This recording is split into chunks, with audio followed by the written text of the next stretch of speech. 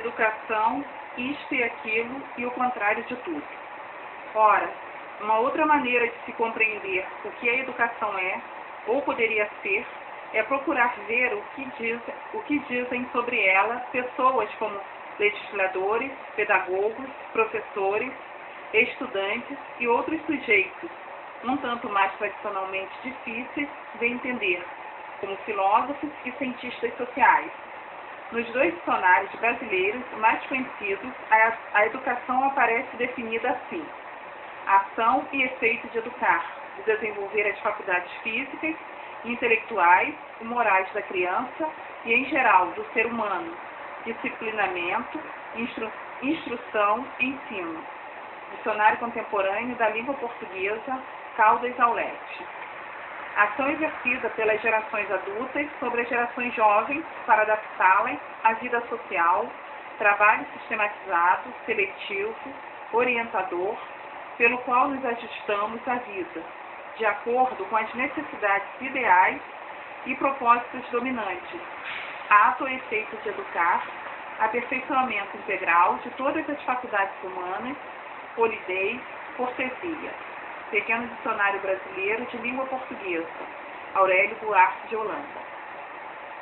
Um pouco mais adiante, vamos ver que o miolo de cada uma destas definições do dicionário pende para um dos lados em que se reportam as maneiras de explicar o que é educação e é a que serve. Na letra da lei, a coisa não muda muito. Ao pretenderem estabelecer quais os fins da educação no país, os nossos legisladores, pelo menos em teoria, garantem para todos o melhor a seu respeito. Eles falam sobre o que deve determinar e controlar o trabalho pedagógico em todos os seus graus e modalidades. De certo modo, falam a respeito de uma educação idealizada ou falam da educação através de uma ideologia. Ver o que é ideologia nesta mesma coleção. Artigo 1º. A educação nacional, inspirada nos princípios de liberdade e nos ideais da solidariedade humana, tem por fim. Letra A. A compreensão dos direitos e deveres da pessoa humana, do cidadão, do Estado, da família e dos demais grupos que compõem a comunidade. Letra B. O respeito à dignidade e às liberdades fundamentais do homem, o fortalecimento da unidade nacional e da solidariedade internacional, desenvolvimento integral da personalidade humana e a sua participação na obra do bem comum, o preparo do indivíduo e da sociedade para o domínio dos recursos científicos e tecnológicos que lhes permitam utilizar as possibilidades e vencer as dificuldades do meio. F. A preservação do patrimônio cultural. G. A condenação a qualquer tratamento desigual por motivo de convicção filosófica, política ou religiosa, bem como a quaisquer preconceitos de classe ou raça. Lei 4.024, de 20 de dezembro de 1961. Mas, do outro lado do palco, intelectuais, educadores e estudantes fazem e refazem todos os dias a crítica da prática da educação no Brasil. Eles levantam questões e afirmam que, do ministério à escolinha, a educação nega no cotidiano o que afirma na lei.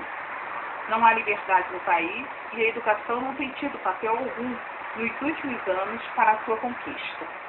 Não há igualdade entre os brasileiros e a educação consolida a estrutura classista que pesa sobre nós. Não há nela nem a consciência, nem o fortalecimento dos nossos verdadeiros valores culturais. Um grupo de estudantes candidatos à direção da UNE resume parte desta crítica e reclama para a luta estudantil itens que, com alguma variação de linguagem, quase poderiam caber nas leis do ensino. Os homens discriminados como negros, velhos, crianças, homossexuais, mulheres, descobrem que, nestes anos todos de dominação, a força imensa que mexeu e transformou a face do planeta nasce de cada oprimido, de cada explorado. de cada homem, de cada mulher. Descobrem a origem e o fim de toda a atividade humana, o próprio homem. Corações e mentes se abrem para uma nova vida e rompe uma nova consciência. A percepção ampla e profunda das ações e relações entre os homens é inerente e inseparável de qualquer trabalho de produção, veiculação ou discussão cultural. E buscar todos os meios para que todo esse trabalho floresça, para que toda essa força contida venha à tona, é função nossa, das entidades estudantis. Criar condições para que, através da manifestação de todos, possamos perceber os anseios, as contradições de cada um, do homem e de toda a sociedade, ampliar as ideias sobre o trabalho cultural, abranger o homem, as suas relações, as discriminações raciais, sexuais, etárias, a moral e o poder, a dominação. Romper esse limite, soltar a cabeça, as mãos, os pés, o corpo para a realidade inquieta, questionadora, destruir as regras do jogo, subir no palco e invadir os camarins do mundo, assumir o papel de agentes da história, representar a vida. Voz ativa, cultural. Sem rodeios. As leis do ensino no país garantem que a educação é direito de todos e será dada no lar e na escola. A família cabe escolher o gênero de educação que deve dar a seus filhos. O direito à educação é assegurado pela obrigação do poder público e pela liberdade de iniciativa particular de ministrarem o ensino em todos os graus, na forma da lei em vigor, pela obrigação do Estado de fornecer recursos indispensáveis para que a família e, na falta desta, os demais membros da comunidade se desobriguem dos encargos da educação, quando provada a insuficiência de meios, de modo que sejam asseguradas iguais oportunidades a todos. Artigo 2º e 3º da Lei 4.024. Mas, se entre o pensado e o vivido há diferenças, as pessoas do país protestam e cobram de quem faz a lei que pelo menos ela seja cumprida, que haja liberdade na educação e através dela, que a escola exista para todos e seja distribuída por igual entre todos. Assim, os docentes universitários reunidos no Encontro Nacional de Associações escreveram o seguinte no documento final: o regime político e o modelo socioeconômico impostos nos últimos anos à nação brasileira produziram danos marcantes na qualidade do ensino de nossas escolas, seja pela repressão político-ideológica que se abateu sobre toda a comunidade, seja pelo caráter flagrantemente antidemocrático de suas leis e decretos, que se reflete na elaboração e modificação ilegítimas de regimentos e estatutos das universidades.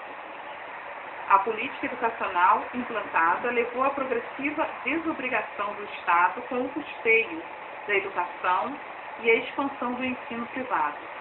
Assim, a educação está aberta à ação dos empresários do ensino, sujeita às leis da iniciativa privada, sendo negociada como mercadoria entre as partes interessadas em vender e comprar, o que revela o caráter elitista do atual processo educacional no Brasil. Boletim Nacional das Associações de Docentes, número 3. A fala do poder que constitui a educação no país propõe o exercício de uma prática idealizada. A fala dos praticantes da educação, os educadores, faz então a crítica da distância que há entre a promessa e a realidade. Faz mais. Denuncia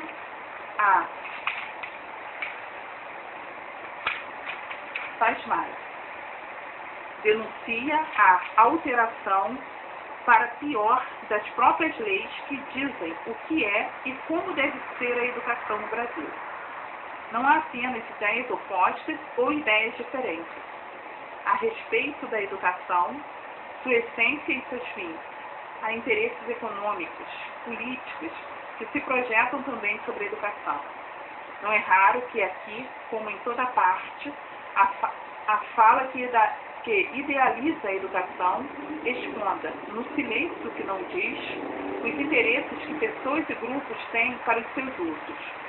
Pois, do ponto de vista de quem a controla, muitas vezes definir a educação e legislar sobre ela implica justamente ocultar a parcialidade destes interesses, ou seja, a realidade de que eles servem a grupos, a classes sociais determinadas, e não tanto a todos, a nação, aos brasileiros.